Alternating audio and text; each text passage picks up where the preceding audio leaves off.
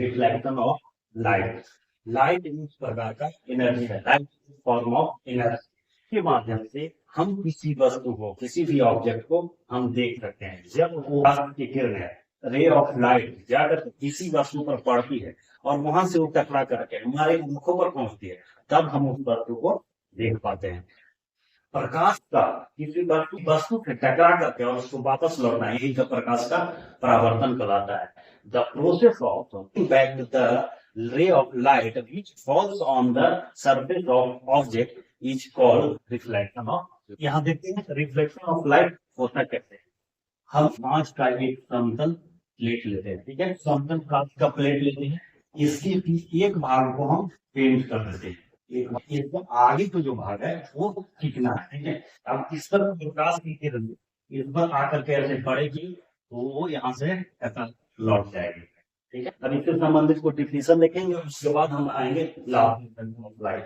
तो सबसे पहले के कुछ पॉइंट को देखें। सबसे पहले देखें इसमें रे के बारे में, light which falls on the plane mirror is called ray of incidence. इसको आपतित किरण भी कहा जाता है।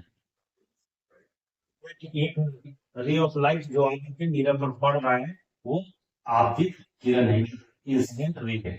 और जिस पॉइंट पर ये इंसिडेंट रे अगर मिल रहा है उसको पॉइंट ऑफ इंसिडेंस कहते हैं। पॉइंट या वो पॉइंट ऑफ इंसिडेंस हो गया। पॉइंट ऑफ इंसिडेंस अब पॉइंट पर ये आकर के इंसिडेंट आकर टकराई, उसके बाद ये पीछे की ओर ये रिफ्लेक्ट कर रही और ये रिफ्लेक्ट, तो यही हो गया reflected ray. Ray of light which sent back from the mirror is called reflected ray।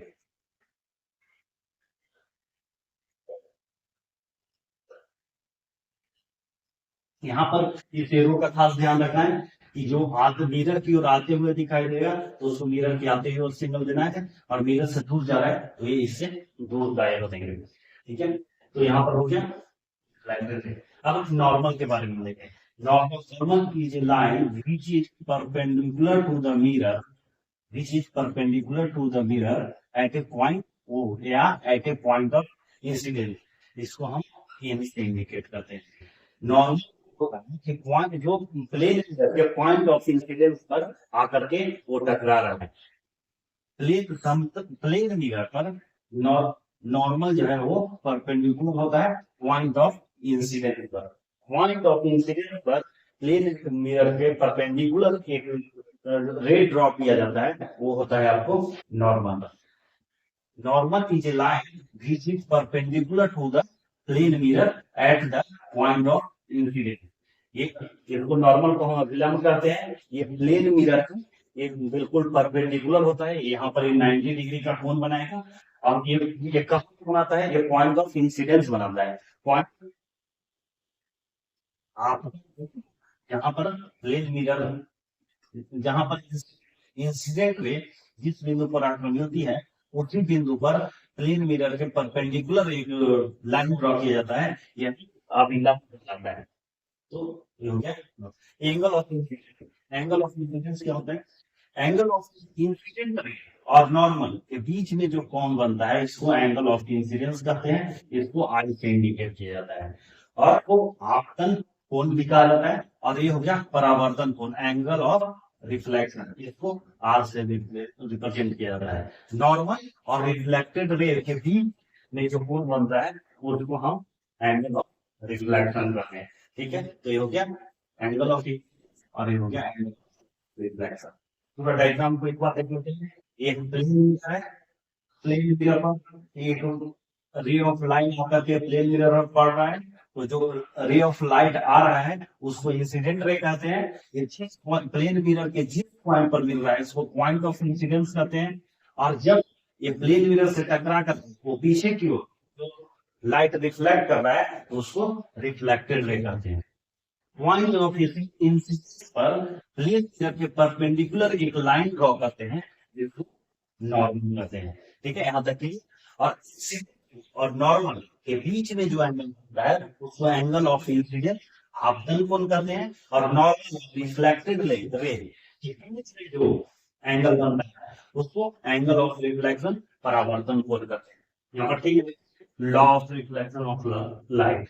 इसी डायग्राम से हम लोग को law of reflection of light मिलेगा।